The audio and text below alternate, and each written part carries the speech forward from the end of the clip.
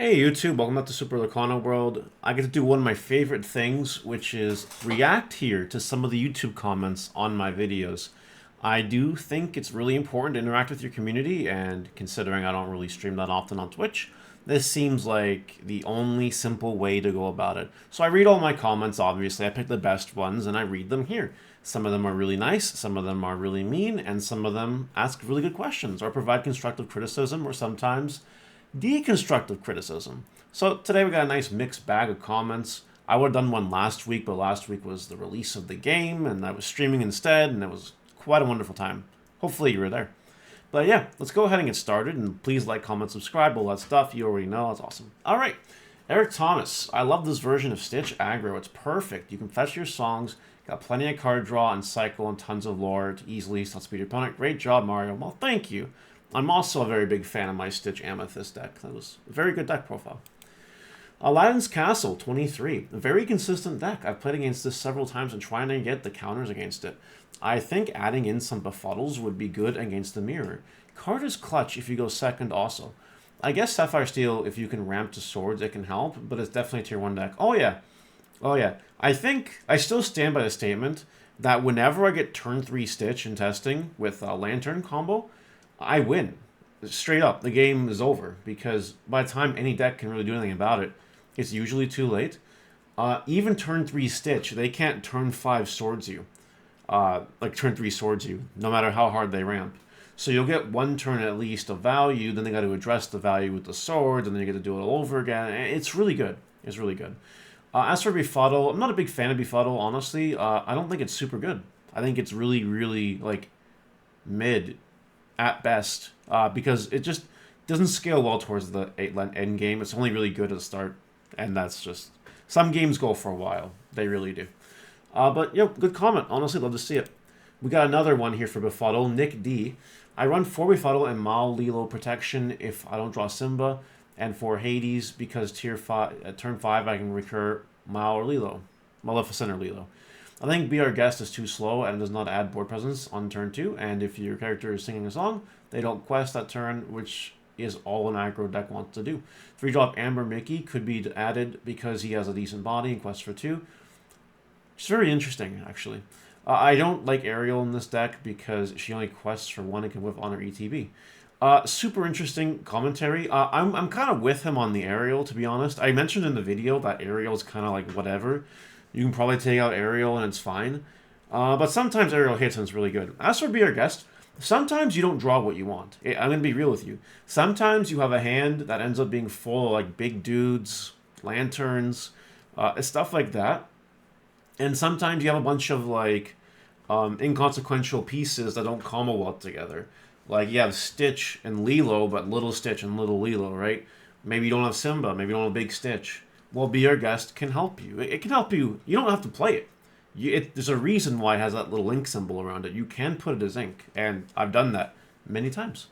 So, yeah, honestly, not bad. Not bad. I like that Befuddle, the idea to bounce your own cards. That's really cool, but I don't think so. It's not for me personally, but I get it. I do. Soccer Kills. Feels weird. Weird for a 30-year-old man going, dang, bro, I pulled an Elsa, Holmes. Yeah, boy, I pulled a Jasmine. Like, what is this, the Twilight Zone? And Ray responds here, it's genuinely not any weirder than 30-year-old men chasing a little Lily trainer for Pokemon. It's so true. These Disney adults are some of the most interesting people in the world, probably. They're so funny. You get so many people excited for princesses. You know what I mean? I never thought... like me, myself, a 31-year-old man, would be endeavoring in a trading card game where princesses are all over the place. But yet, here we are. It is truly, truly a fascinating time. I got nothing else to add to that. We got LJ Chef. I love watching your videos. Thank you. I really appreciate that. I also love watching my videos. And we got our first, like, just, you know, you don't make any progress content, WTF, from any counters. These are the kind of people that I feel sorry for. Like, A, there's no advice on how to get better, and B, it just doesn't do anything, you know what I mean?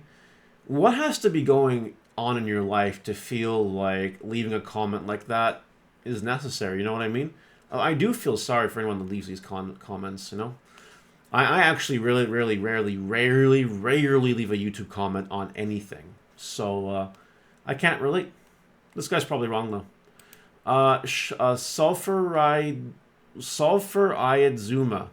I'd love to see some budget decks. My budget video got not a lot of views, but I got a lot of responses from people that really want to see budget decks, which is really cool. We have the Kaiser Soze here. I think the starter deck cards will be even cheaper in the future. That is if they release them before Chapter 2 comes out. I believe the starter decks are included in the second wave going to LGSs. I might be wrong. I think I saw that somewhere because I own an LGS. You know, I do that. I believe I've seen that. I could be mistaken. I could be thinking about something else. But yeah, starter deck cards will probably get really cheaper. I'm definitely with you on that one. GB Polo 7. Budget decks would be nice. My friends are interested in playing, but not to spend the big money to build them. So it's perfect for them. Yeah, of course. Keep in mind that, you know, some people are choosing to sweat already in the game, and that's okay. But, like, you know, sometimes you can just have fun. You don't have to be some super sweaty competitive player that spends $600 on a Ruby Amethyst deck, right? You don't have to be that person. You can just build a cheap deck, play that game because you want to play the game, want to have fun with your friends, and that's perfectly fine. So I love comments like these because it allows you to think as a budget player. You know, you have a shot in the world of Lorcana, which is nice. Miles Greb 3537. I think this deck is super fun and I like the video, but to be honest, I feel like this deck falls into two common deck making fallacies. One, Magical Christmas Land, and two, win more cards. But I've not played it, so I hope I'm wrong. My Emerald control deck had a lot of contention. Let's read the rest of the comments first, and then I'll address them. Try this deck style before. Always find myself in the third of deck being unlinkable. I breaks way too often. I have a similar issue. It also says it does not only does it lose to itself, it sucks against meta too. And action cards are really good in the game. I mean, 6 of them are good. Most of them are not, basically. Okay. Here's the thing about the deck, right? People get too hung up on ink costs. They really do. Now, I'm not saying this deck is better than Ruby Amethyst or Stitch decks. I'm not saying that at all. I don't think that you could actually take the Emerald Amber control deck and like win a huge event with it, if there are huge events with it. I think you could top a locals. I think you could probably top a high placement in a big tournament with this deck. But I don't think it has the potential to win because sometimes this is true, right? Sometimes you mulligan. You know, when I'm mulliganing in this deck, it's very important. Guys, I didn't really go into this on the video. I try to aim for as many inkable cards in my hand as possible now that the rest of the deck sort itself out. That's what I go for. And I'm not playing too many cards in the early turns of the game, you know what I mean? So does it lose to aggro in that sense? It does, because it forces you to address aggro maybe faster than you want to. But in the longer game, I think it does better against Ruby Amethyst than people want to give it credit for, because it can constantly cycle its own resources, which is really cool. Once you have a bunch of ink, you're good to go. You don't have to... Once you get like to 12 ink, and you get to 12 ink, by the way, against these control decks, you're fine. You're chilling. You don't need any other ink, you know what I mean? You can keep placing ink if you want to, but it's not super necessary. So, while I have lost the occasional game, because I'll mulligan, you know, I'll mulligan like 3 non-ink cards, and then I'll draw 3 non-ink cards, and then I can't get to like turn 7 of ink. You know, it's really weird. You know, sometimes it is just what it is. I think the deck is good. I think if piloted properly, it's crazy, because Emerald is a crazy, crazy ink with crazy things it can do.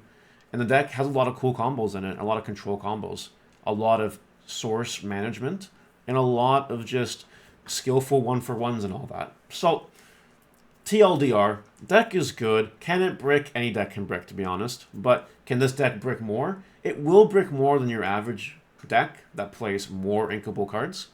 But at the end of the day, it doesn't brick that much because it has more uninkable cards. That's something I think people have to get over. Would I ever play a deck with like 30-30 split of inkable versus non-ink? Probably not. But, you know, having 22 cards non-ink, actually not a big deal at all. Like, trust me, shuffle the deck, play around with it, do some mulligans, do some test hands, and I think you'll find that the deck actually sorts itself out pretty well. And that'll do it for today's video. Let me know what you guys think in the comment section below about the comments, and if you want to be included in these videos, definitely do leave a comment and you might get in there. Alright guys, I'll see you later. Bye!